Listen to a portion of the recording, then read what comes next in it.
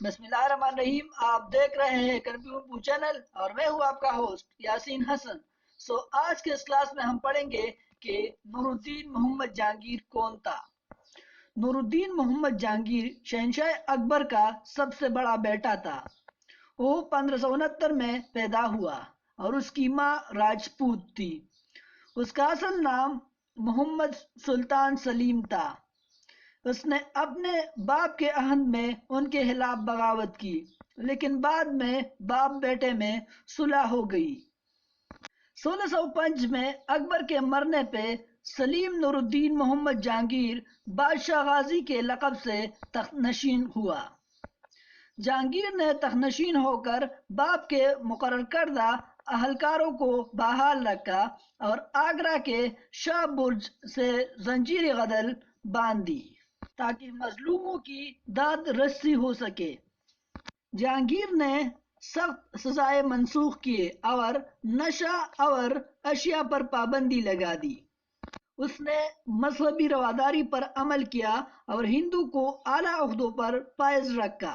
جہانگیر کے دور میں بھی دکن میں مغل جاہریت جاری رہی اور کئی اہم کامیابیاں حاصل کیے گئے. جہانگیر کا انتقال 1627 میں ہوا اور وہ لاہور کے قریب شاہدرہ میں دفن ہے. اس نے 22 سال حکومت کی. جہانگیر روشن خیال اور پڑھا لکھا انسان تھا. اسے فارسی اور ترکی زبانوں پر عبور حاصل تھا. فنون لطیفہ کا بڑا شوقین تھا. اس کے دور میں ہندوستان نے فنون لطیفہ میں کمال حاصل کر رکھا تھا. جہانگیر کو خاص طور پر مصوری میں بصیرت حاصل تھی. وہ فن تعمیر میں بھی دلچسپی لیتا تھا.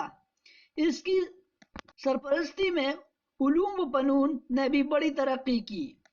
تاریخ جغرافیہ اس کے پسندیدہ مضامون تھے. نباتات اور حیوانات سے خاص لگاؤ تھا.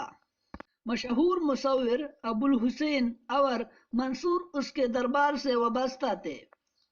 مصوری نے اس کے زیر سایہ اس قدر ترقی کی کہ درباری مصوروں نے تامس راؤ کے پیش کردہ ایک تصویر کی ہو بہو ایسی نقل تیار کر دی کہ اصل تصویر اور نقل میں کوئی بھی امتیاز نہ کر سکا. جہانگیر نے اکبر اعظم کا نظم و نسق جاری رکھا، البتہ چند تبدیلیاں ضرور کیے. مثال کے طور پر سرکاری افسران کو کسی دوسرے مکان اور کاشتکاروں کی زمین پر قبضہ کرنے سے سختی کے ساتھ منع فرمایا. جہانگیر نے وزراء کو کونسل میں نہیں رکھا. وہ مخالفت برداشت نہیں کر سکتا تھا اور اپنے دل کی بات بنوانے کا شوقین تھا. اس نے ایک مضبوط مرکزی بادشاہت قائم کی اور سلطنت کو دوام بخشنے کے لیے اس نے اکبر کی طرح رواداری کو فروغ دیا. اسی طرح ہندوستان کے تمام طبقات کے لیے قابل قبول بن گیا. سلطنت کو صوبوں میں تقسیم کیا گیا اور ہر صوبے کو ایک صوبیدار کنٹرول کرتا تھا. شہنشاہ جہانگیر کی شادی نور جہان سے ہوئی تھی. نور جہان کا اصل نام مہر النساء تھا. شہنشاہ جہانگیر نے اسے مملکت کی سیاہ و سفید کا کلی اختیار دیا تھا. نور جہان کو خدا نے بے نظیر حسن و جمال سے نوازا تھا. فنون لطیفہ کی ذوق نے اس کی خوبصورتی کو چار چاند لگا دیے. شخص سواری کا شوقین جنونی حد سے تھا اور شہنشاہ کے ساتھ اکثر شکار میں شریک رہتی. نور جہان ادبی ذوق کی مالک تھی.